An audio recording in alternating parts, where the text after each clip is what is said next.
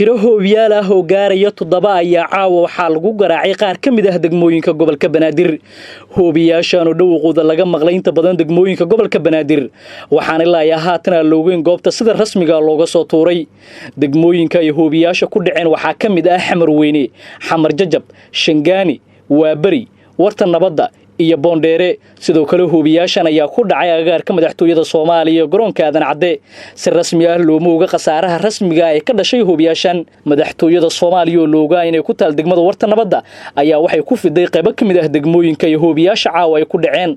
Al-Shabaab oo Muqdisho laga saaray sanadkii 2012 ayaa caawa la joogo sanadka 2020 oo dabayaaqa ah hoobiyaal ka dhex tuuraya degmooyinka Muqdisho. dawladda Soomaaliya ku xooggan tahay waxaana xusid mudan in magaalada Muqdisho ay ku sugan yihiin dhamaan madaxda maamul goboleedyada dalka kuwaas oo sabtida soo socota la filayo in ay kulan la qaataan madaxweynaha Soomaaliya Maxamed Cabdullaahi Farmaajo. booliiska Soomaaliya oo ka hadlay hoobiyaashan ka dhacay Muqdisho ayaa waxay ku tilmaameen in uu yahay mid dheemish ah.